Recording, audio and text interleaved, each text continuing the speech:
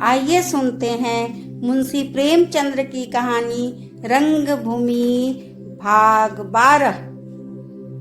प्रभु सेवक ताहिर अली के साथ चले तो पिता पर झल्लाए हुए थे। यह मुझे कोल्हू का बैल बनाना चाहते हैं। आठों पहर तंबाकू ही के नशे में डूबा पड़ा रहूं, अधिकारियों की चौखट पर मस्तक रगड़ूं, हिस्से बेचता फिरूं, पत्रों में विज्ञापन छुपवाऊं, बस सिगरेट की डिबिया बन जाऊं। यह मुझसे नहीं हो सकता। मैं धन कमाने की कल नहीं हूँ, मनुष्य हूँ। धन लिप्सा अभी तक मेरे भावों को कुचल नहीं पाई है। अगर मैं अपनी ईश्वर दत्त रचना शक्ति से काम न लूं तो यह मेरी कृतज्ञता होगी। प्रकृति ने मुझे धनोपार्जन के लिए बनाया ही नहीं तो वह मुझे इन भावों से क्यों भूषित करती। कहते तो हैं कि अब मुझे धन की क्या चिंता, थोड़े दिनों का मेहमान हूँ, मानो ये सब तैयारियां मेरे लिए हो रही है। लेकिन अभी कह दूं कि आप मेरे लिए यह कष्ट न उठाइए। मैं जिस दशा में हूँ उसी में प्रसन्न हूँ तो कोहराम मच जाए। अच्छी विपत्ति गले पर जाकर देहातियों पर रोब जमाइए, उन्हें धमकाइए, उनको गालियां सुनाइए। क्यों? इन सबों ने कोई नई बात नहीं की है। कोई इनकी जायदाद पर जबरदस्ती हाथ लगाएगा तो वे लड़ने पर उतारू हो ही जाएंगे। अपने स्वत्वों की रक्षा करने का उनके पास और साधन ही क्या है। मेरे मकान पर आज कोई अधिकार करना चाहे तो मैं कभी चुपचाप ना बैठूंगा। धैर्य तो नाराजगी की अंतिम अवस्था का नाम है। जब तक हम निरुपाय नहीं हो जाते धैर्य की शरण नहीं लेते। इन मियाँ जी की जरा भी चोट आ गई, फरियाद लेकर पहुंचे। खुशामदी हैं, चापलूसी से अपना विश्वास जमाना चाहते हैं। आपको भी गरीबों पर रोब जमाने की धुन सवार होगी। मिलकर नहीं रहते बनता। पापा की भी यही इच्छा है। खुदा करे सब के सब बिगड़ खरे, गोदाम में आग लगा दे और इस महाशय की ऐसी खबर ले कि यहाँ से भागते ही बने। ताहिर अली ने सरोष होकर बोले, क्या बात हुई कि सब के सब बिगड़ खरे हुए? ताहिर, हुजूर बिल्कुल बेसबब, मैं तो खुद ही इन सबों से जान बचाता रहता हूँ। प्रभु सेवक, किसी कार्य के लिए कारण का होना आवश्यक है, पर आज मालूम हुआ कि वह भी दार्शनिक रहस्य है। क्यों? ताहिर बात न समझकर, जी हाँ और क्या? प्रभु सेवक, जी हाँ और क्या के क्या मानी? क्या आप बात भी नहीं समझते या बहरेपन का रोग है? मैं कहता हूँ बिना चिंगारी के आग नहीं लग सकती। आप फरमाते हैं जी हाँ और क्या? आपने कहाँ तक शिक्षा पाई है? ताहिर कातर स्वर से, हुजूर मिडिल तक तालीम पाई थी पर बदकिस्मती से पास न हो सका। मगर जो काम कर सकता हूँ वह मिडिल पास कर दे तो जो जुर्माना कहिए दूं। बहुत दिनों तक चुंगी में मुंशी रह चुका हूँ। प्रभु सेवक, तो फिर आपके पांडित्य और विद्वता पर किसे शंका हो सकती है? आपके कथन के आधार पर मुझे मान लेना चाहिए कि आप शांत बैठे हुए पुस्तकावलोकन में मगन थे या संभवतः ईश्वर भजन में तन्मय हो रहे थे और विद्रोहियों का एक सशस्त्र दल पहुंचकर आप पर हमले करने लगा। ताहिर, हुजूर खुद तो ही चल रहे हैं, मैं क्या अर्ज करूं? तहकीकात कर लीजिएगा। प्रभु सेवक, सूर्य को सिद्ध करने के लिए दीपक की जरूरत नहीं होती। देहाती लोग प्रायः बड़े शांतिप्रिय होते हैं जब तक उन्हें भड़काया ना जाए। लड़ाई दंगा नहीं करते। आपकी तरह उन्हें ईश्वर भजन से रोटियां नहीं मिलती। सारे दिन सिर खपाते हैं तब रोटियां नसीब होती है। आश्चर्य है कि आपके सिर पर जो कुछ गुजरी उसके कारण भी नहीं बता सकते। इसका आशय इसके सिवा और क्या हो सकता है? या तो आपको खुदा ने बहुत मोटी बुद्धि दी है या आप अपना रोब जमाने के लिए लोगों पर अनुचित दबाव डालते हैं। ताहिर, हुजूर झगड़ा लड़कों से शुरू हुआ। मोहल्ले के कई लड़के मेरे लड़के को मार रहे थे। मैंने जाकर उन सबों की गोशमाली कर दी। बस इतनी जरा सी बात पर लोग चढ़ गए। प्रभु सेवक, धान्य है आपके साथ भगवान ने उतना अन्याय नहीं किया है जितना मैं समझता था। आपके लड़कों में और मोहल्ले के लड़कों में मारपीट हो रही थी। अपने लड़कों के रोने की आवाज सुनी और आपका खून उबलने लगा। देहातियों के लड़कों की इतनी हिम्मत कि आपके लड़कों को मारे। खुदा का गजब! आपकी शराफत या अत्याचार न सह सकी। आपने औचित्य, दूरदर्शिता और सहज बुद्धि को समेटकर ताक पर रख दिया और उन दुस्साहसी लड़कों को मारने लगे। तो अगर आप जैसे सभ्य पुरुष को बाल संग्राम में हस्तक्षेप करते देखकर और लोग भी आपका अनुसरण करें तो आपको शिकायत न होनी चाहिए। आपको दुनिया में इतने दिनों तक रहने के बाद यह अनुभव हो जाना चाहिए था कि लड़कों के बीच में बूढ़ों को न पड़ना चाहिए। इसका नतीजा बुरा होता है, मगर आप इस अनुभव से वंचित थे तो आपको इस पाठ के लिए प्रसन्न होना चाहिए, जिससे आपको एक परमावश्यक और महत्वपूर्ण ज्ञान प्राप्त हुआ। इसके लिए फरियाद करने की जरूरत न थी। फिटन उड़ी जाती थी और उसके साथ ताहिर अली के होश भी उड़े जाते थे। मैं समझता था इन हजरत में ज्यादा इंसानियत होगी, पर देखता हूँ तो यह अपने बाप से भी 2 अंगुल आगे ऊंचे हैं। न हारी मानते हैं न जीती। ये ताने बर्दाश्त नहीं हो सकते। कुछ मुफ्त में तनख्वाह नहीं देते। काम करता हूँ, मजदूरी लेता हूँ। तानों ही तानों में मुझे कमीना, अहमक, जाहिर सब कुछ बना डाला। अभी उम्र में मुझसे कितने छोटे हैं। माहिर से 2-4 साल बड़े होंगे, मगर मुझे इस तरह आड़े हाथों ले रहे हैं गोया मैं नादान बच्चा हूँ। दौलत ज्यादा होने से अकल भी ज्यादा हो जाती है, चैन से जिंदगी बसर होती है। जब भी ये बात सूझ रही है, रोटियों के लिए ठोकरें खानी पड़ती हैं, तो मालूम होता है तजुर्बा क्या चीज है। आपको कोई बात एतराज के लायक देखे तो उसे समझने का हक है।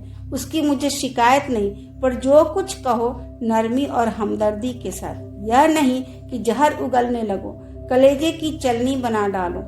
ये बातें हो रही थी कि पांडुपुर आ पहुंचा।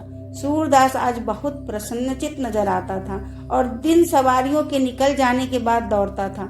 आज आगे ही से उनका स्वागत किया। फिटन देखते ही दौड़ा। प्रभु सेवक ने फिटन रोक दी और कसकर स्वर में बोले, क्यों सूरदास, मांगते हो भीख, बनते हो साधु और काम करते हो बदमाशों का? मुझसे फौजदारी करने का हौसला हुआ है? सूरदास, कैसी फौजदारी हुजूर, मैं अंधा अपाहिज आदमी, भला क्या फौजदारी करूंगा? प्रभु सेवक, तुम्ही ने तो मोहल्ले वालों को साथ लेकर मेरे मुंशी जी पर हमला किया था और गोदाम में आग लगाने को तैयार थे। सूरदास, सरकार, भगवान से कहता हूँ मैं नहीं था। आप लोगों का मांगता हूँ, जान माल का कल्याण मनाता हूँ, मैं क्या फौजदारी करूंगा? प्रभु सेवक, क्यों मुंशी जी, यही अगुआ था ना? ताहिर, नहीं हुजूर, इशारा इसी का था, पर वह यहाँ न था। प्रभु सेवक, मैं इन चालों को खूब समझता हूँ। तुम जानते होंगे इन धमकियों से ये लोग डर जाएंगे, मगर एक एक से चक्की ना पिसवाई तो कहना कि क्या कहता था। साहब को तुमने क्या समझाए? अगर हाकिमों को से झूठ भी कह दे तो सारा मोहल्ला बंधा जाए। मैं तुम्हें जताए देता हूँ। फिटन आगे बढ़ी। जगदर मिला। खोचा हथेली पर रख के एक हाथ से मक्खियां उड़ाता चला जाता था। प्रभु सेवक को देखते ही सलाम करके खड़ा हो गया। प्रभु सेवक ने पूछा, तुम भी कल फौजदारी करने वालों में थे? जगधर, सरकार, मैं टके का आदमी क्या खा के फौजदारी करूंगा? और बेचारे सूरदास की क्या मजाल है कि सरकार के सामने अकड़ दिखाए।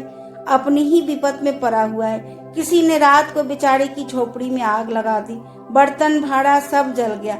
न जाने किस किस जतन से कुछ रुपये जुटाए थे, वे भी लुट गए।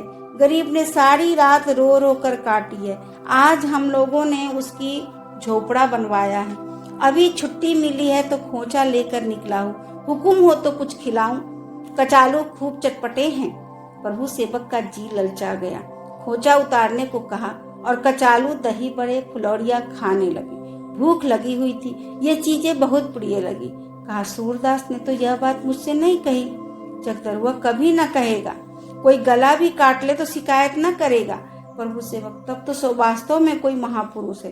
कुछ पता न चला किसने झोपड़े में आग लगाई थी? जगदर, सब मालूम हो गया हुजूर, पर किया क्या जाए? कितना कहा गया कि उस पर थाने में रपट कर दे। मुआ कहता है कौन किसी की फंसाए। जो कुछ भाग में लिखा तो वह हुआ। हुजूर, सारी करतूत इसी भैरव ताड़ी वाले की है। प्रभु सेवक, कैसे मालूम हुआ? किसी ने उसे आग लगाते देखा? तो हुजूर, वह खुद मुझसे कह रहा था कि रुपयों की थैली लाकर दिखाई, इससे बढ़कर और क्या सबूत होगा? प्रभु सेवक, भैरव के मुंह पर कहोगे? जगदर, नहीं सरकार, खून हो जाएगा। सहसा भैरव सिर पर ताड़ी का घड़ा रखे आता हुआ दिखाई दिया। जगधर ने तुरंत खोचा उठाया, बिना पैसे लिए कदम बढ़ाता हुआ दूसरी तरफ चल दिया। भैरव ने समीप आकर सलाम किया। प्रभु सेवक ने आंखें दिखाकर पूछा, तू ही भैरव ताड़ी वाला है ना? भैरव कांपते हुए, हाँ हुजूर, मेरा ही नाम भैरव है। प्रभु सेवक, तू यहाँ लोगों के घरों में आग लगाता फिरता है? भैरव, हुजूर, जवानी की कसम खाता हूँ, किसी ने हुजूर से झूठ कह दिया है। प्रभु सेवक, तू कल मेरे गोदाम पर फौजदारी करने में शरीक था? भैरव, हुजूर का ताबेदार हूँ, आपसे फौजदारी करूंगा। मुंशी जी से पूछिए, झूठ कहता हूँ या सच? सरकार न जाने क्यों सारा मोहल्ला मुझसे दुश्मनी करता है। अपने घर में एक रोटी खाता हूँ, वह भी लोगों से नहीं देखा जाता। यह जो अंधा है हुजूर, एक ही बदमाश है, दूसरों की बहू बेटियों पर बुरी निगाह रखता है, मांग मांग कर रुपये जोड़ लिए हैं, लेन देन करता है, सारा मोहल्ला उसके कहने में है। उसी के चेले बजरंगी ने फौजदारी की है। माल मस्त है, गाय भैंसे हैं, पानी पिला मिलाकर दूध बेचता है। उसके सिवा किसका गुर्दा है कि हुजूर में फौजदारी करे? प्रभु से, अच्छा, इस अंधे के पास रुपए भी है? भैरव, हुजूर, बिना रुपए के इतनी गर्मी और कैसे होगी? जब पेट भरता है तो बहू बेटियों पर निगाह डालने की सोचती है। प्रभु से, बेकार क्या बकता है, अंधा आदमी क्या बुरी निगाह डालेगा? मैंने तो सुना है बहुत सीधा साधा आदमी है। भैरव, आपका कुत्ता आपको थोड़े ही काटता है, आप तो उसकी पीठ सुलाते हैं, पर जिन्हें काटने दौड़ता है वे तो उसे इतना सीधा न समझेंगे। इतने में भैरव की दुकान आ गई। ग्राहक उसकी राह देख रहे थे। वह अपनी दुकान में चला गया। तब प्रभु सेवक ने ताहिर अली से कहा, आप कहते हैं सारा मोहल्ला मिलकर मुझे मारने आया था? मुझे इस पर विश्वास न आई आता। जहाँ लोगों में इतना बैर विरोध है वहाँ इतना एका होना असंभव है। दो आदमी मिले, दोनों एक दूसरे के दुश्मन। अगर आपकी जगह कोई दूसरा होता तो इस वैमनस्य से मनमाना फायदा उठाता, इन्हें आपस में लड़ाकर दूर से तमाशा देखता। मुझे तो इन आदमियों पर क्रोध के बदले दया आती है। बजरंगी का घर मिला। तीसरा पहर हो गया था। वह भैंसों की नाद में पानी डाल रहा था। फिटन पर ताहिर अली के साथ प्रभु सेवक को बैठे देखा तो समझ गया मियाँ जी अपने मालिक को लेकर रोक जमाने आए। जानते हैं इस तरह मैं दब जाऊंगा। साहब अमीर होंगे, अपने घर के होंगे, मुझे कायल कर दे तो अभी जो जुर्माना लगा दे वह देने को तैयार हूँ। लेकिन जब मेरा कोई कसूर नहीं, कसूर 16 आने मियाँ ही का है, तो मैं क्यों दबूं? न्याय से दबा ले, पद से दबा ले, लेकिन भभकी से दबने वाला कोई और होंगे। ताहिर अली ने इशारा किया, यही बजरंगी है। प्रभु सेवक ने बनावटी क्रोध धारण करके कहा, क्यों बे, कल के हंगामे में तू भी शरीक था? बजरंगी, शरीक किसके साथ था? मैं अकेला था। प्रभु सेवक, तेरे साथ सूरदास और मोहल्ले के और लोग न थे? झूठ बोलता है। बजरंगी, झूठ नहीं बोलता, किसी का दबैल नहीं हूँ। मेरे साथ न सूरदास था और न मोहल्ले का कोई दूसरा आदमी, मैं अकेला था। यीशु ने हाँक लगाई, पादरी पादरी। मिठुआ बोला, पादरी आया, पादरी आया। दोनों अपने हमजोलियों को यह अनंत समाचार सुनाने दौड़े। पादरी गाएगा, तस्वीरें दिखाएगा, किताबें देगा, मिठाइयाँ और पैसे बांटेगा। लड़कों ने सुना तो वे भी इस लूट का माल बटाने दौड़े। एक क्षण में यहाँ 20 बालक जमा हो गए। शहर के दूरवर्ती मोहल्लों में अंग्रेजी वस्त्रधारी पुरुष पादरी का पर्याप्त है। नायक राम भंग पीकर बैठे थे। पादरी का नाम सुनते ही उठे। उनकी बेसुरी तानों में उन्हें विशेष आनंद मिलता था। ठाकुर दिन भी दुकान छोड़ दी। उन्हें पादरियों से धार्मिक वाद विवाद करने की लत थी। अपनी धर्म ज्ञान प्रकट करने के ऐसे सुंदर अवसर पाकर न छोड़ते थे। दयागिरी भी आ पहुँचे, पर जब लोग पहुँचे तो भेद फिटन के पास खुला। प्रभु सेवक बजरंगी से कह रहे थे, तुम्हारी शामत न आए, नहीं तो साहब तुम्हें तबाह कर देंगे, किसी काम के न रहोगे। तुम्हारी इतनी मजाल।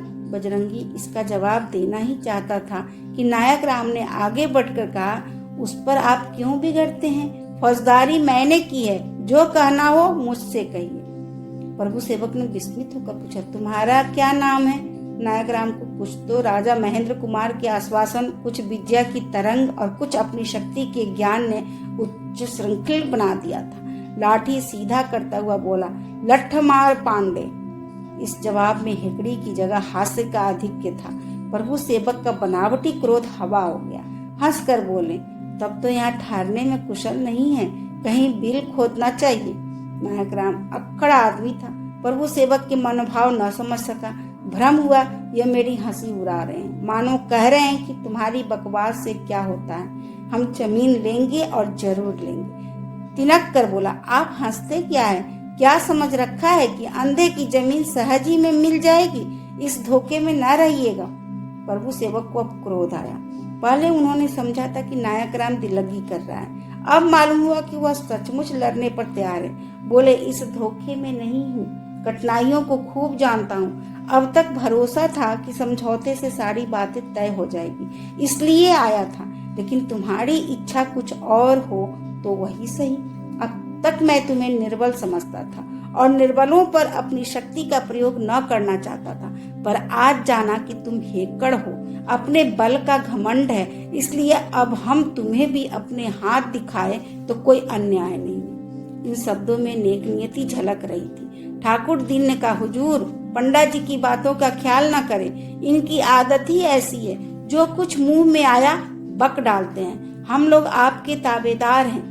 नायक राम, आप दूसरों के बल पर कूदते होंगे, यहाँ अपने हाथों के बल का भरोसा करते हैं। आप लोगों के दिल में जो अरमान हो निकाल डालिए, फिर न कहना कि धोखे में वार किया। धीरे से एक ही हाथ में सारी किरस्तानी निकल जाएगी। प्रभु सेवक, क्या कहा? जरा जोर से क्यों नहीं कहते? नायक राम कुछ डर कर, कह तो रहा हूँ, जो अरमान हो निकाल डालिए। प्रभु सेवक, नहीं, तुमने कुछ और कहा है। नायक राम, जो कुछ कहा है वही फिर कह रहा हूँ, किसी का डर नहीं है। प्रभु सेवक, तुमने गाली दी है। यह कहते हुए प्रभु सेवक फिटन से नीचे उतर पड़े। नेत्रों से ज्वाला सी निकलने लगी, नथुने फड़कने लगे, सारा शरीर थरथराने लगा। एड़ियां ऐसी उछल रही थी मानो किसी उबलती हुई हांडी का ढकना है। आकृति विकृत हो गई थी, जिनके हाथ में केवल एक पतली सी छड़ी थी। फिटन से उतरते ही वह झपट कर नायक राम के कल्ले पर पहुंच गए। उसके हाथ से लाठी छीन कर फेंक दी और ताबड़तोड़ कई बेंत लगाए। नायक राम दोनों हाथों से वार रोकता पीछे हटता चला जाता था। ऐसा जान पड़ता था कि वो अपने होश में नहीं है। वह यह जानता था कि भद्र पुरुष मार खाकर चाहे चुप रह जाए, गाली नहीं सह सकते। कुछ तो पश्चाताप, कुछ आघात की अवलंबिता और कुछ परिणाम के भय ने उसे वार करने का अवकाश ही न दिया। इन अविरल प्रहारों से वह चौंधिया सा गया। इसमें कोई संदेह नहीं कि प्रभु सेवक उसके जोड़ के न थे, किंतु उसमें वह साहस, वह न्याय पक्ष का विश्वास न था, जो संख्या और शास्त्र तथा बल की परवाह नहीं करता। और लोग भी हतबुद्धि में खड़े रहे, किसी ने बीच बचाव तक न किया। बजरंगी नायक राम के पसीने की जगह खून बहाने वालों में था। दोनों साथ खेले और एक ही अखाड़े में लड़े थे। ठाकुर दीन और कुछ न कर सकता था तो प्रभु सेवक के सामने खड़ा हो सकता था, किंतु दोनों के दोनों गुमसुम से ताकते रहे। यह सब कुछ पल मारने में हो गया। प्रभु सेवक अभी तक बेत चलाते ही जाते थे। जब छड़ी से कोई असर न होते देखा तो ठोकर चलानी शुरू की। यह चोट कारगर हुई। 2 ही 3 ठोकरें पड़ी थी कि नायक राम जांघ में चोट खाकर गिर पड़ा। उसके गिरते ही बजरंगी ने दौड़ कर प्रभु सेवक को हटा दिया और बोला, बस साहब बस, अब इसी में कुशल है कि आप चले जाइए, नहीं तो खून हो जाएगा। प्रभु सेवक, हमको कोई चरकटा समझ लिया है बदमाश, खून पी जाऊंगा, गाली देता है। बजरंगी, बस अब बहुत न बढ़िए। यह उसी गाली का फल है कि आप यूं खड़े हैं, नहीं तो अब तक न जाने क्या हो गया होता। प्रभु सेवक क्रोधोन्माद में से निकलकर विचार के क्षेत्र में पहुंच चुके थे। आकर फिटन पर बैठ गया और घोड़े को चाबुक मारा। घोड़ा हवा हो गया। बजरंगी ने जाकर नायक राम को उठाया। घुटनों की बहुत चोट आई थी, खड़ा न हुआ जाता था, मालूम होता था हड्डी टूट गई है। बजरंगी का कंधा पकड़कर धीरे धीरे लंगड़ाते हुए घर चले। ठाकुर दीन ने कहा, नायक राम, भला या बुरा, भूल तुम्हारी थी, ये लोग गाली नहीं बर्दाश्त कर सकते। नायक राम, अरे तो मैंने गाली कब दी थी भाई? मैंने तो यही कहा था कि एक ही हाथ में किरस्तानी निकल जाएगी, बस इसी पर बिगड़ गया। जमुनी अपने द्वार पर खड़े खड़े ये तमाशा देख रही थी। आकर बजरंगी को कोसने लगी। खड़े मुंह ताकते रहे और वह लौंडा मार पीट कर चला गया। सारी पहलवानी धरी रह गई। बजरंगी, मैं तो जैसे घबरा गया। जमुनी, चुप भी रहो, लाज नहीं आती? एक लौंडा आकर सबको पछाड़ गया, यह तुम लोगों के घमंड की सजा है। ठाकुर दीन, बहुत सच कहती हो जमुनी। यह कौतिक देखकर यही कहना पड़ता है कि भगवान को हमारे गरुड़ की सजा देनी थी, नहीं तो क्या ऐसे ऐसे जोधा कठपुतलियों की भांति खड़े रहते। भगवान किसी का घमंड नहीं रखते। नायक राम, यही बात होगी भाई, मैं अपने घमंड में किसी को कुछ न समझता था। ये बातें करते हुए लोग नायक राम के घर आए। किसी ने आग बनाई, कोई हल्दी पीसने लगा। थोड़ी देर में मोहल्ले के और लोग आकर जमा हो गए। सबको आश्चर्य होता था कि नायक राम जैसा फेकैत और लठैत कैसे मुंह की खा गया। कहाँ सैकड़ों के बीच से बेदाग निकल आता था, कहाँ एक लौंडे ने लथेर डाला। भगवान की मर्जी है। जगदर हल्दी का लेप करता हुआ बोला, यह सारी आग भैरव की लगाई हुई है। उसने रास्ते ही में साहब के कान भर दिए थे। मैंने तो देखा, उसकी जेब में पिस्तौल भी था। नायक राम, पिस्तौल और बंदूक सब देखूंगा, अब तो आग लाल पड़ गई है। ठाकुर दिन, कोई अनुष्ठान करवा दिया जाए। नायक राम, इसे बीच बाजार में फिटन रोक कर मारूंगा, फिर कहीं मुंह दिखाने लायक न रहेगा। अब मन में यही ठन गई है। सहसा भैरव आकर खड़ा हो गया। नायक राम ने ताना दिया, तुम्हें तो बड़ी खुशी हुई होगी भैरव। भैरव, क्यों भैया? नायक राम, मुझ पर मार न पड़ी है। भैरव, क्या मैं तुम्हारा दुश्मन हूँ भैया? मैंने तो अभी दुकान पर सुना, होश उड़ गए। साहब देखने में तो बहुत सीधा साधा मालूम होता था, मुझसे हंस हंस कर बात की। यहाँ आकर न जाने कौन भूत उस पर सवार हो गया। नायक राम, उसका भूत मैं उतार दूंगा, अच्छी तरह उतार दूंगा। जरा खड़ा होने दो। हाँ, जो कुछ राय हो उसकी खबर वहां न होने पाए, नहीं तो चौकन्ना हो जाएगा। बजरंगी, यहाँ हमारा ऐसा कौन बैरी बैठा हुआ है? जगदर, यह न कहो, घर का भेदी लंका ढाए। कौन जाने, कोई आदमी शाबाशी लूटने के लिए, इनाम लेने के लिए, सुरखरू बनने के लिए वहाँ साड़ी पाते लगा है। भैरव, मुझी पर शक कर रहे हो ना? तो मैं इतना नीच नहीं हुई कि घर का भेद दूसरों में खोलता फिरूं। इस तरह चार आदमी एक जगह रहते हैं तो आपस में खटपट होती ही है, लेकिन इतना कमीना नहीं हूं कि भविखन की भांति अपने भाई के घर में आग लगवा दूं। क्या इतना नहीं जानता कि मरने जीने में, विपद संपत में मोहल्ले के लोग ही काम आते हैं? कभी किसी के साथ विश्वासघात किया है? पंडा जी कह दे, कभी उनकी बात दुलखी है? उनकी आड़ में न होती तो पुलिस ने अब तक मुझे कब का लदवा दिया होता, नहीं तो रजिस्टर में नाम तक नहीं है। नायक राम, भैरव, तुमने अवसर पड़ने पर कभी साथ नहीं छोड़ा, इतना तो मानना ही पड़ेगा। भैरव, पंडा जी तुम्हारा हुक्म हो तो आग में कूद पड़ूं। इतने में सूरदास भी आ पहुंचा। सोचता आता था आज कहाँ खाना बनाऊंगा, कि इसकी क्या चिंता है, बस नीम के पेड़ के नीचे बाटियां लगाऊंगा। गर्मी के तो दिन है, कौन पानी बरस रहा है। जो ही बजरंगी के द्वार पर पहुंचा कि जमुनी ने आज का सारा वृतांत का सुनाया, होश उड़ गए। उपले ईंधन की सुधि न रही, सीधे नायक राम के यहाँ पहुंचा। बजरंगी ने कहा, आओ सुरे, बड़ी देर लगाई, क्या अभी चले आते हो? आज तो यहाँ बड़ा गोलमाल हो गया। सूरदास, हाँ, जमुनी ने मुझसे कहा, मैं तो सुनते ही ठक रह गया।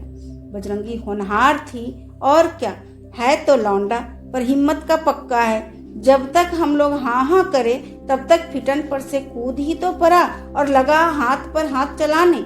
सूरदास, तुम लोगों ने पकड़ भी न लिया। बजरंगी, सुनते तो हो, जब तक दौड़े तब तक तो उसने हाथ चला ही दिया। सूरदास, बड़े आदमी गाली सुनकर आपे से बाहर हो जाते हैं। जगदल, जब बीच बाजार में बेभाव की पड़ेगी तब रोएंगे, अभी तो फूले न समाते होंगे। बजरंगी, जब चौक में निकले तो गाड़ी रोक कर जूतों से मारे। सूरदास, अरे अब जो हो गया सो हो गया, उसकी आबरू बिगाड़ने से क्या मिलेगा? नायक राम, तो क्या मैं यूं ही छोड़ दूंगा? एक एक बेत के बदले अगर 100 जूते न लगाऊं तो मेरा नाम नायक राम नहीं। यह चोट मेरे बदन पर नहीं, मेरे कलेजे पर लगी है। बरों बरों का सिर नीचा कर चुका हूँ, इन्हें मिटाते क्या देर लगती है? चुटकी बजाकर इस तरह उड़ा दूंगा। सूरदास, पैर बढ़ाने से कुछ फायदा न होगा, तुम्हारा तो कुछ न बिगड़ेगा, लेकिन मोहल्ले के सब आदमी बंधा जाएंगे। नायक राम, कैसी पागलों की सी बातें करते हो? मैं कोई दुनिया चमार हूँ कि इतनी बेइज्जती करा के चुप हो जाऊं? तुम लोग सूरदास को कायल क्यों नहीं करते जी? क्या चुप होके बैठ रहूं? बोलो बजरंगी, तुम लोग भी डर रहे हो कि वह किरस्तान सारे मोहल्ले को पीसकर पी जाएगा? बजरंगी, औरों की तो मैं नहीं कहता, लेकिन मेरा बस चले तो उसके हाथ पैर तोड़ दूं, चाहे जेहल ही क्यों न काटना पड़े। यह तुम्हारी बेइज्जती नहीं है? मोहल्ले भर के मुंह में कालिख लग गई है। बजरंगी और भैरव, तुमने मेरे मुंह से बात छीन ली। क्या कहूँ, उस वक्त मैं न था, नहीं तो हड्डी तोड़ डालता।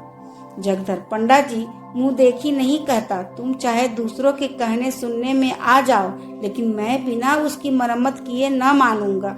इस पर कई आदमियों ने कहा, मुखिया की इज्जत गई तो सब की गई।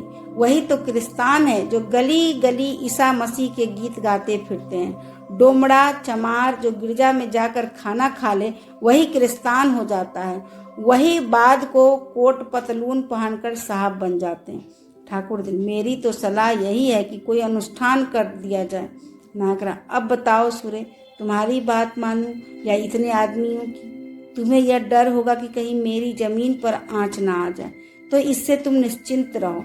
राजा साहब ने जो बात कह दी उसे पत्थर की लकीर समझो। साहब सिर रगड़ कर मर जाएं तो भी अब जमीन नहीं पा सकते। सूरदास, जमीन की मुझे चिंता नहीं है, मरूंगा तो सिर पर लात थोड़े ही ले जाऊंगा, पर अंत में यह सारा पाप मेरे ही सर पड़ेगा।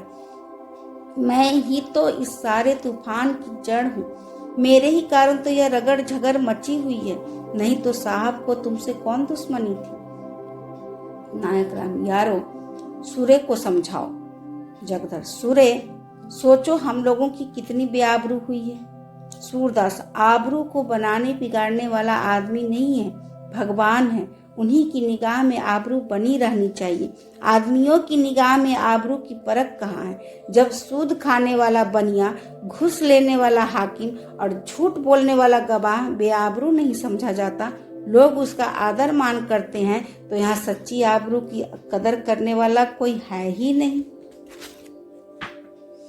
बजरंगी, तुमसे कुछ मतलब नहीं, हम लोग जो चाहेंगे करेंगे। सूरदास, अगर मेरी बात न मानोगे तो मैं जाके साहब से सारा माजरा कह सुनाऊंगा।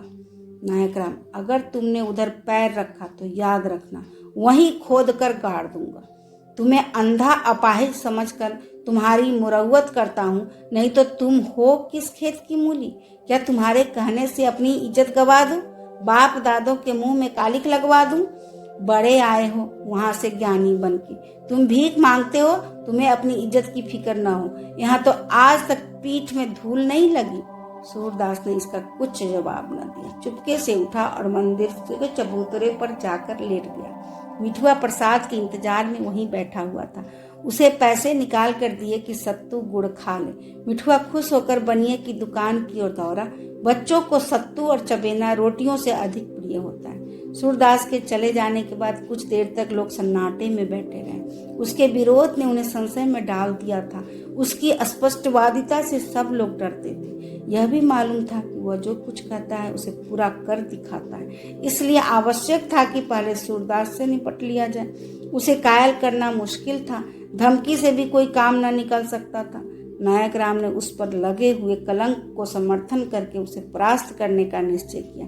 बोला, मालूम होता है उन लोगों ने अंधे को फोड़ लिया है। भैरव, मुझे भी यही संदेह होता है। जगदर, सूरदास फुटने वाला आदमी नहीं है। बजरंगी, कभी नहीं। ठाकुर जी, ऐसा स्वभाव तो नहीं है, पर कौन जाने, किसी की नहीं चलाई जाती। मेरे ही घर चोरी हुई तो क्या बाहर के चोर थे? पड़ोसियों की करतूत थी। पूरे 1000 का माल उठ गया, और वहीं के लोग जिन्होंने माल उड़ाया अब तक मेरे मित्र बने हुए हैं। आदमी का मन छिन्न भर में क्या से क्या हो जाता है। नायक राम, शायद जमीन का मामला करने पर राजी हो गया हो, पर साहब ने इधर आंख उठाकर भी देखा तो बंगले में आग लगा दूंगा। मुस्कुराकर, भैरव मेरी मदद करेंगे ही?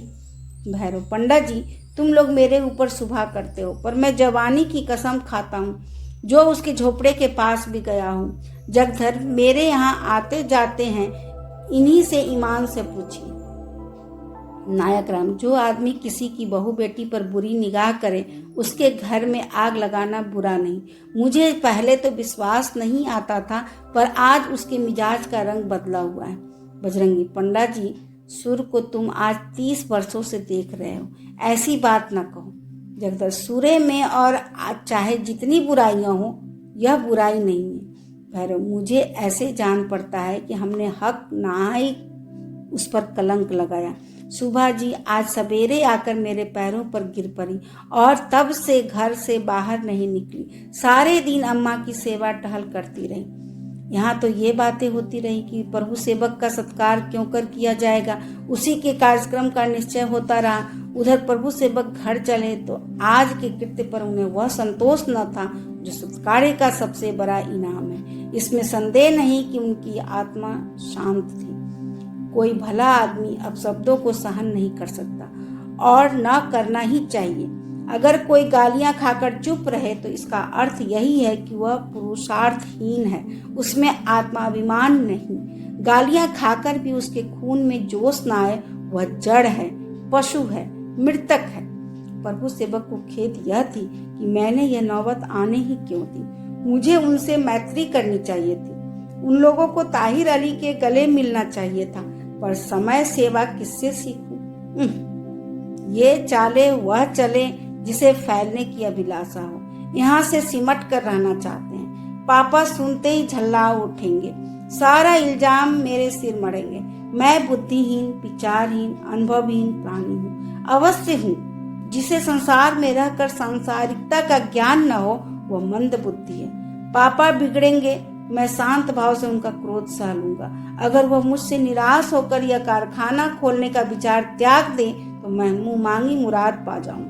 किंतु प्रभु सेवक को कितना आश्चर्य हुआ जब सारा वृत्तांत सुनकर भी जॉन सेवक के मुख पर क्रोध का कोई लक्षण न दिखाई दिया। वह मौन, व्यंग और तिरस्कार से कहीं ज्यादा दुस्सह था।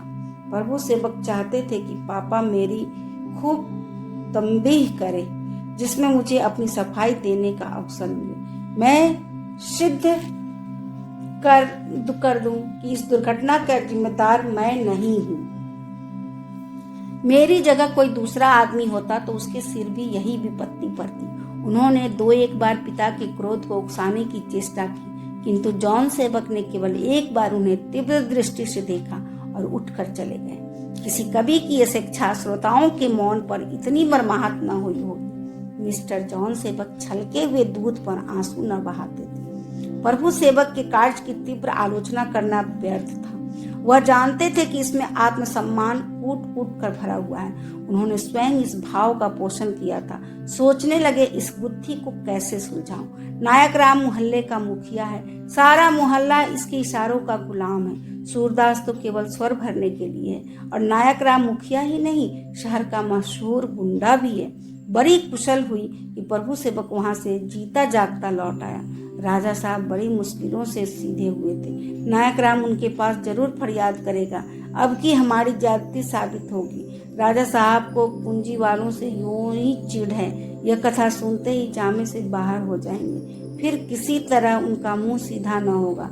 सारी रात जॉन सेवक इसी उधेड़ बुन में पड़े रहे। एकाएक उन्हें एक बात सूझी, चेहरे पर मुस्कुराहट की हलचल दिखाई दी। संभव है यह चाल सीधी पड़ जाए तो फिर बिगड़ा हुआ काम संवर जाए। सुबह को हाजिरी खाने के बाद पिटन तैयार कराई और पांडेपुर चल दी। नायक राम ने पैरों में पट्टियां बांध ली थी, शरीर में हल्दी की मालिश कराए हुए थे, एक डोली मंगवा रखी थी और राजा महेंद्र कुमार के पास जाने को तैयार थे। अभी मुहूर्त में 2-4 पल की कसर थी। बजरंगी और जगधर साथ जाने वाले थे। सहसा फिटन पहुंची तो लोग चकित हो गए। एक क्षण में सारा मोहल्ला आकर जमा हो गया। आज क्या होगा? जॉन सेवक नायक राम के पास जाकर बोले, आप ही का नाम नायक राम है ना? मैं आपसे कल की बातों के लिए क्षमा मांगने आया हूँ। लड़के ने जो ही मुझसे यह समाचार कहा, मैंने उसकी खूब डांटा और रात ज्यादा हो गई होती तो मैं उसी वक्त आपके पास आया होता। लड़का कुमार्गी और मूर्ख है। कितना ही चाहता हूँ कि उससे जरा आदमियत आ जाए, पर ऐसी उल्टी समझ है कि किसी बात पर ध्यान ही नहीं देता। विद्या पढ़ने के लिए विलायत भेजी, वहां से भी पास हो आया, पर सज्जनता न आई। उसकी नादानी का इससे बढ़कर और क्या सबूत होगा? इतने आदमियों के बीच में वो आपसे बेअदबी कर बैठा। अगर कोई आदमी शेर पर पत्थर फेंके तो उसकी वीरता नहीं, उसका अभिमान भी नहीं, उसकी बुद्धिहीनता है। ऐसा प्राणी दया के योग्य है, क्योंकि जल्द या देर से वह शेर के मुंह का ग्रास बन जाएगा। इस लौंडे को ठीक यही दशा है। आपने मुरौवत न की होती, क्षमा से न काम लिया होता तो न जाने क्या हो जाता। जब आपने इतनी दया की है तो दिल से मलाल भी निकाल डाली। नायक राम चारपाई पर लेट गए, मानो खड़े रहने में कष्ट हो रहा है, और बोले, साहब, दिल से मलाल तो ना निकलेगा, चाहे जान निकल जाए। इसे हम लोगों की मुरौवत कहिए, चाहे उनकी तकदीर कहिए कि वह यहाँ से बेदाग चले गए, लेकिन मलाल तो दिल में बना हुआ है। वह तभी निकलेगा जब या तो मैं न रहूँगा या वह न रहेंगे। रही भलमनसी, भगवान ने चाहा तो जल्द ही सीख जाएंगे। बस एक बार हमारे हाथ में फिर पड़ जाने दीजिए। हमने बड़े बड़े की भलमानुस बना दिया, उनकी क्या हस्ती है। जॉन सेवक, अगर आप इतनी आसानी से उसे भलमनसी सिखा सके तो कहिए आप ही के पास भेज दूं, मैं तो सब कुछ करके हार गया। नायक राम, बोलो भाई बजरंगी, साहब की बातों का जवाब दो, मुझसे तो बोला नहीं जाता। रात कराह कराह कर काटी है, साहब कहते हैं माफ कर दो, दिल में मलाल न रखो। मैं तो यह सब व्यवहार नहीं जानता, यहाँ तो ईंट का जवाब पत्थर से देना सीखा है। बजरंगी, साहब लोगों का यही दस्तूर है, पहले तो मारते हैं और जब देखते हैं कि अब हमारे ऊपर ही भी मार पड़ा चाहती है तो चट कहते हैं माफ कर दो। यह नहीं सोचते कि जिसने मार खाई है उसे बिन मारे कैसे तस्कीन होगी। जो तुम्हारा यह कहना ठीक है, लेकिन यह समझ लो कि क्षमा बदले के भय से नहीं मांगी जाती। भय से आदमी छिप जाता है, दूसरों की मदद मांगने दौड़ता है।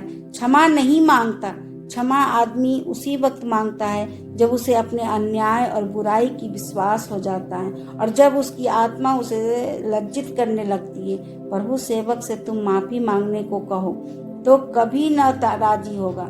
तुम उसकी गर्दन पर तलवार चलाकर भी उसके मुंह से क्षमा याचना का एक शब्द नहीं निकलवा सकते।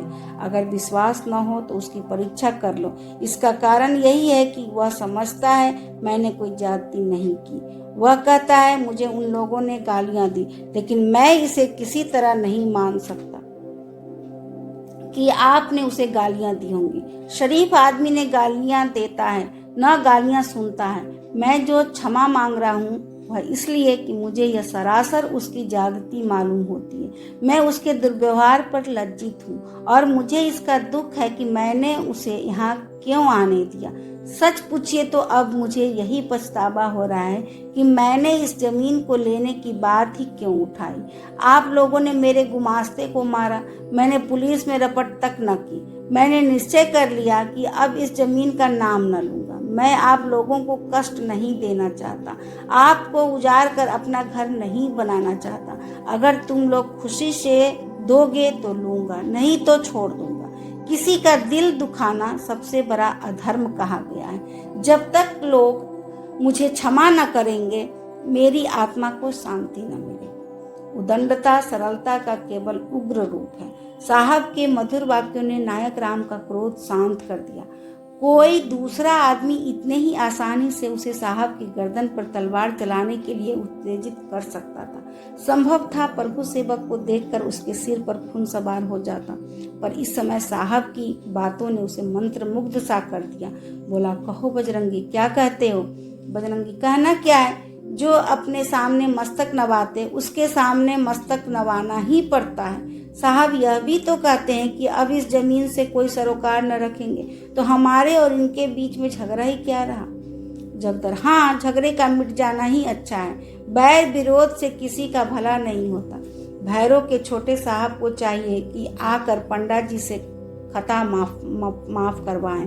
अब वह कोई बालक नहीं है कि आप उनकी ओर से सिफारिश करें। बालक होते तो दूसरी बात थी, तब हम लोग आप ही को उलाहना देते। वह पढ़े लिखे आदमी है, दाढ़ी मूछ निकल आई है, उन्हें खुद आकर पंडा जी से कहना सुनना चाहिए। नागर, हाँ, यह बात पक्की है। जब तक यह थूक कर न चाटेंगे मेरे दिल से मलाल न निकलेगा। जॉन सेवक, तो तुम समझते हो कि दाढ़ी मूछ आ जाने से बुद्धि आ जाती है? क्या ऐसे आदमी नहीं देखे हैं जिनके बाल पक गए हैं, दांत टूट गए हैं और अभी तक अकल नहीं आई? प्रभु सेवक, अगर बुद्धू न होता तो इतने आदमियों के बीच में और पंडा जी जैसे पहलवान पर हाथ न उठाता। उसे तुम कितना ही दबाओ पर मुआफी न मांगेगा। ये रही जमीन की बात, अगर तुम लोगों की मर्जी है कि मैं इस मुआवले को दबा रहने दूं तो यही सही, पर शायद अभी तक तुम लोगों ने इस समस्या पर विचार नहीं किया, नहीं तो कभी विरोध न करते। नायक राम भैरव के इसके जवाब दो। अब तो साहब से ने तुमको कायल कर दिया। भैरव, कायल क्या कर दिया? साहब यही कहते हैं ना कि छोटे साहब को अकल नहीं है, तो वह कुएं में क्यों नहीं कूद पड़ते? अपने दांतों से अपना हाथ क्यों नहीं काट लेते? ऐसे आदमियों की कोई कैसे पागल समझ ले? जॉन सेवक, जो आदमी न समझे कि किस मौके पर कौन काम करना चाहिए, किस मौके पर कौन बात करनी चाहिए, वह पागल नहीं तो और क्या है? नायक राम साहब, उन्हें मैं पागल तो किसी तरह ना मानूंगा। हाँ, आपका मुंह देख के उनसे बैर न बढ़ाऊंगा। आपकी नम्रता ने मेरा सिर झुका दिया है। सच कहता हूँ, आपकी भलमनसी और शराफत ने मेरा गुस्सा ठंडा कर दिया, नहीं तो मेरे दिल में न जाने कितना गुबार भरा हुआ था। अगर आप थोड़ी देर और ना आते तो आज शाम तक छोटे साहब अस्पताल में होते। आज तक कभी मेरी पीठ में धूल नहीं लगी। जिंदगी में पहली बार मेरा इतना अपमान हुआ और पहली बार मैंने क्षमा करना भी सीखा। यह आपकी बुद्धि की बरकत है। मैं आपकी खोपड़ी को मान गया। अब साहब को दूसरी बात का जवाब दो बजरंगी। बजरंगी, उसमें अब काहे का सवाल जवाब? साहब ने तो कह दिया कि मैं उसका नाम ना लूंगा, बस झगड़ा मिट गया। जॉन सेवक, लेकिन अगर उस जमीन के मेरे हाथ में न आने से तुम्हारा 16 आने फायदा हो तो भी तुम हमें न लेने दोगे? बजरंगी, हमारा फायदा क्या होगा? हम तो मिट्टी में मिल जाएंगे। जॉन सेवक, मैं तो दिखा दूंगा कि यह तुम्हारा भ्रम है। बतलाओ, तुम्हें क्या एतराज है? बजरंगी, पंडा जी के हजारों यात्री आते हैं, वे इसी मैदान में ठहरते हैं, 10-10, 20-20 दिन पड़े रहते हैं, यहीं खाना बनाते हैं, वहीं सोते भी हैं। शहर के धर्मशालों में देहात के लोगों को आराम कहाँ? यह जमीन न रहे तो कोई यात्री यहाँ झांकने भी ना आए। जॉन सेवक, यात्रियों के लिए सड़क के किनारे खपरेल के मकान बनवा दिए जाए तो कैसा रहेगा? बजरंगी, इतने मकान कौन बनवाएगा? जॉन सेवक, इसका मेरा जिम्मा, मैं वचन देता हूँ कि यहाँ धर्मशाला बनवा दूंगा। बजरंगी, मेरी और मोहल्ले के आदमियों की गाय भैंसे कहाँ चरेंगी? जॉन सेवक, अहाते में घास चराने का तुम्हें अख्तियार रहेगा। फिर अभी तुम्हें अपना सारा दूध लेकर शहर जाना पड़ता है। हलवाई तुमसे दूध लेकर मलाई, मक्खन, दही बनाता है और तुमसे कहीं ज्यादा सुखी है। यह नफा उसे तुम्हारे ही दूध से तो होता है। तुम अभी यहाँ मलाई मक्खन बनाओ तो लोग कौन? जब यहाँ कारखाना खुल जाएगा तो हजारों आदमियों की बस्ती हो जाएगी। तुम दूध की मलाई बेचोगे, दूध अलग बिकेगा, इस तरह तुम्हें दोहरा नफा होगा। तुम्हारे उपले घर बैठे बिक जाएंगे। तुम्हें तो कारखाना खुलने से सब नफा ही नफा है। नायक, आता है समझ में ना बजरंगी? बजरंगी, समझ में क्यों नहीं आता, लेकिन एक मैं दूध की मलाई बना लूंगा और लोग भी तो है, दूध खाने के लिए जानवर पाले हुए हैं, उन्हें तो मुश्किल पड़ेगी। ठाकुर, मेरी ही एक गाय है, चोरों का बस चलती तो इसे भी ले गए होते। दिन भर वह चढ़ती है, सांझ सवेरे दूध दूह कर छोड़ देता हूँ। धोले का भी चारा नहीं लेना पड़ता। अब तो 8 आने रोज का भूसा भी पुराना पड़ेगा। जॉन सेवक, तुम्हारी पान की दुकान है ना, अभी तुम 10-12 आने पैसे कमाते होंगे, तब तुम्हारी बिक्री चौगुनी हो जाएगी। इधर की कमी उधर पूरी हो जाएगी। मजदूरों को पैसे की पकड़ नहीं होती। काम से जरा फुर्सत मिली कि कोई पान पर गिराए, कोई सिगरेट पर दौड़ा। खोचे वाले को खासी बिक्री होगी और शराब ताड़ी का पूछता ही क्या।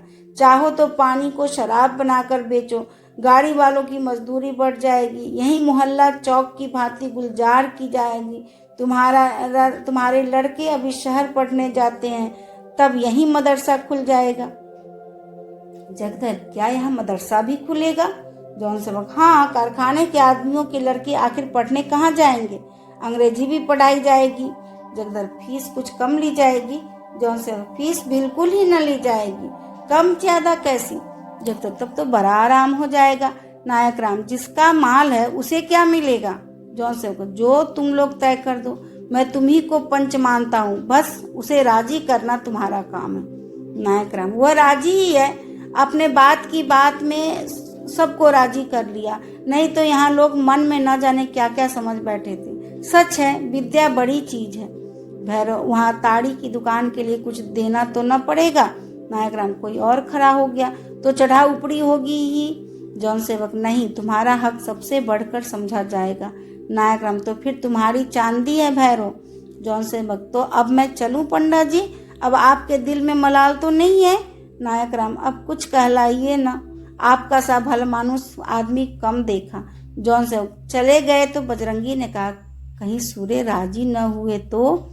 नायक, हम तो राजी करेंगे, 4,000 रुपये दिलाने चाहिए। अब इसी समझौते में कुशल है, जमीन रह नहीं सकती। यह आदमी इतना चतुर है कि इससे हम लोग पैसा नहीं पा सकते। यूँ निकल जाएगी तो हमारे साथ यह सलूक कौन करेगा? सेंत में जस मिलता हो तो छड़ना ना चाहिए। जौन सेवक घर पहुंचे तो डिनर तैयार था। प्रभु सेवक ने पूछा, आप कहाँ गए थे? जौन सेवक ने रुमाल से मुंह पोंछते हुए कहा, हर एक काम करने की तमीज चाहिए। कविता रच लेना दूसरी बात है, काम कर दिखाना दूसरी बात। तुम एक काम करने गए, मोहल्ले भर से लड़ाई ठान कर चले आए। जिस समय मैं पहुंचा हूँ, सारे आदमी नायक राम के द्वार पर जमा थे। वह डोली में बैठकर शायद राजा महेंद्र सिंह के पास जाने को तैयार था। मुझे सबों ने यूं देखा जैसे फाड़ जाएंगे, लेकिन मैंने कुछ इस तरह धैर्य और विनय से काम लिया, उन्हें दलीलों और चिकनी चुपड़ी बातों में ऐसा ढर्रे पर लाया कि अब जब चला तो सब मेरा गुणानुवाद कर रहे थे। जमीन का मामला भी तय हो गया, उसके मिलने में अब कोई बाधा नहीं है। प्रभु सेवक, पहले तो सब उस जमीन के लिए मरने मारने पर तैयार थे। जौन सेवक, और कुछ कसर थी तो वह तुमने जाकर पूरी कर दी। लेकिन याद रखो, ऐसे विषयों में सदैव मार्मिक अवसर पर निगाह रखनी चाहिए। यही सफलता का मूल मंत्र है। शिकारी जानता है किस वक्त हिरन पर निशाना मारना चाहिए।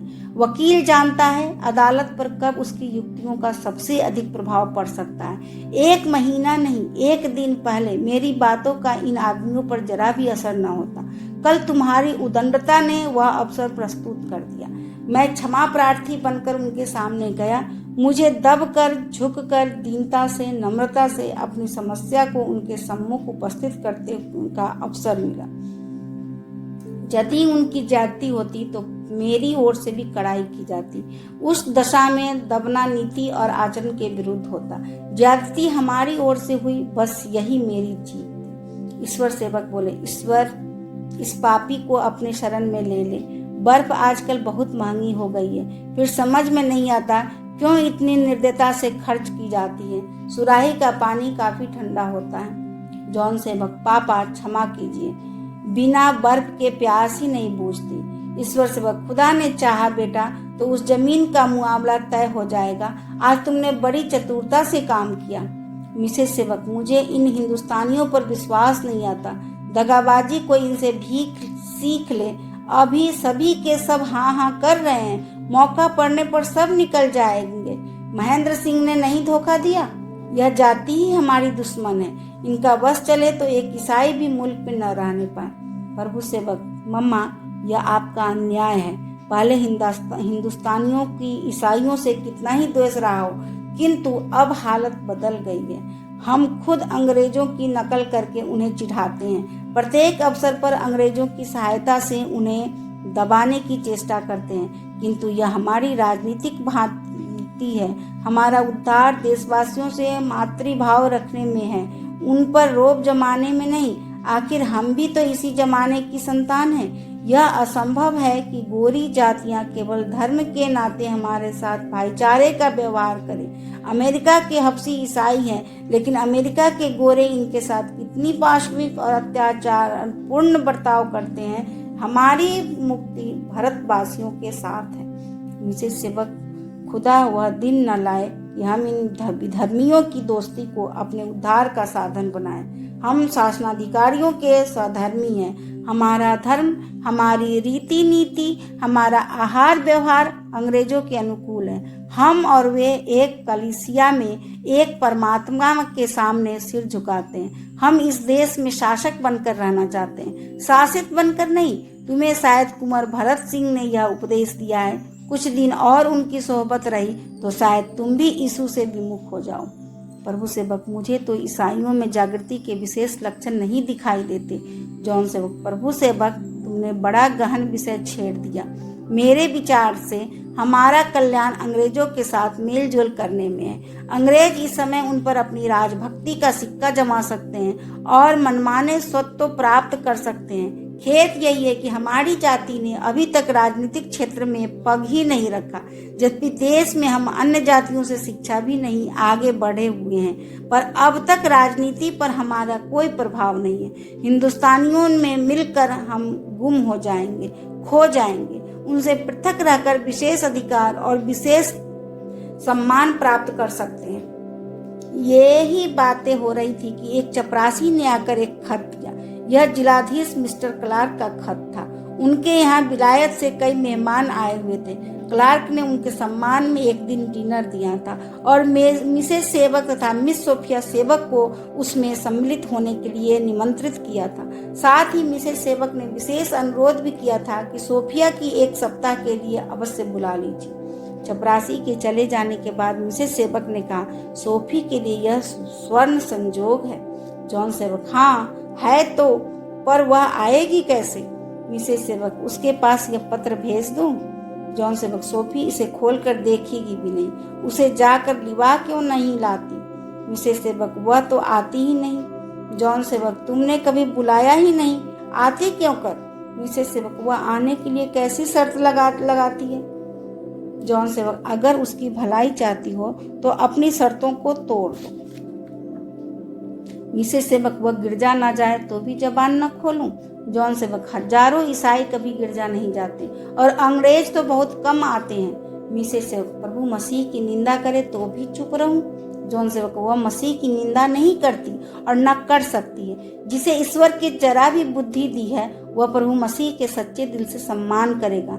हिंदू तक यीशु का नाम आदर के साथ लेते हैं। अगर सोफी मसीह को अपना मुक्तिदाता, ईश्वर का बेटा या ईश्वर नहीं समझती तो उस पर जबर क्यों किया जाए? कितने ही ईसाइयों को इस विषय में शंकाएं हैं, चाहे वे उन्हें भय बस प्रकट न करें। मेरे विचार से अगर कोई प्राणी अच्छे कर्म करता है और शुद्ध विचार रखता है तो वह उस मसीह के उस भक्त से कहीं श्रेष्ठ है जो मसीह का नाम तो जपता है पर नियत का खराब है। ईश्वर सेवक, या खुदा, इस खानदान पर अपना साया फैला। बेटा, ऐसी बातें जबान से ना निकालो। मसीह का दास कभी सन्मार्ग से नहीं कर सकता, उस पर प्रभु मसीह की दया दृष्टि रहती है। जॉन सेवक स्त्री से, तुम कल सुबह चली जाओ, रानी से भेंट भी हो जाएगी और सोफी को भी लेती आओगी। मिसेस सेवक, अब जाना ही पड़ेगा, जी तो नहीं चाहता पर जाऊंगी, उसी की टेक रहे। सूरदास संध्या समय पर घर आया और सब समाचार सुने तो नायक राम ने बोला, तुमने मेरी जमीन साहब को दे दी? नायक राम, मैंने क्यों दी, मुझसे वास्ता? सूरदास, मैं तो तुम्ही को सब कुछ समझता था और तुम्हारे ही बल पर कूदता था, पर आज तुमने भी साथ छोड़ दिया। अच्छी बात है, मेरी भूल थी कि तुम्हारे बल पर खुला हुआ था, यह उसी का सजा है। अब न्याय के बल पर लड़ूंगा, भगवान ही का भरोसा करूंगा। नायक राम, बजरंगी, जब भैरव को बुला लो, इन्हें सब बातें समझा दे, मैं इनसे कहाँ तक मगज लगाऊं? बजरंगी, भैरव को क्यों बुला लूं? क्या मैं इतना भी नहीं कर सकता? भैरव की इतना सिर चढ़ा दिया, इसी से तो वह घमंड हो गया है। यह कहकर बजरंगी ने जॉन सेवक की सारी आयोजनाओं को कुछ बटा घटा कर बयान कर दी और बोला, बताओ, जब कारखाने से सबका फायदा है तो हम साहब से क्यों लड़े? सूरदास, तुम्हें विश्वास हो गया कि सबका फायदा होगा? बजरंगी, हाँ हो गया, मानने लायक बात होती है तो मानी ही जाती है। सूरदास, कल तो तुम लोग जमीन के पीछे जान देने पर तैयार थे, मुझ पर संदेह कर रहे थे कि मैंने साहब से मोल कर लिया, आज साहब के एक ही चकमे में पानी हो गए। बजरंगी, अब तक किसी ने ये सब बातें इतनी सफाई से न समझाई थी। कारखाने से सारे मोहल्ले का, सारे शहर का फायदा है। मजदूरों को मजूरी बढ़ेगी, दुकानदारों की बिक्री बढ़ेगी, तो अब हमें भी फायदा नहीं है।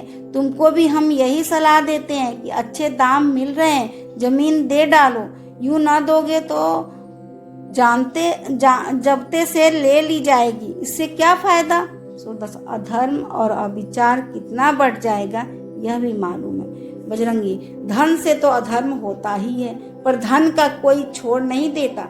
सूरदास, तो अब तुम लोग मेरा साथ न दोगे? मत दो। जिधर न्याय है उधर किसी की मदद की इतनी जरूरत भी नहीं है। मेरी चीज है, बाप दादों की कमाई है, किसी दूसरे का उस पर कोई अख्तियार नहीं है। अगर जमीन गई तो उसके साथ मेरी जान भी जाएगी।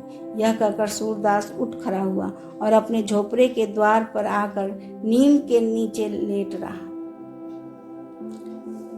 अभी आप सुन रहे थे मुंशी प्रेमचंद्र की कहानी रंगभूमि भाग 12। धन्यवाद।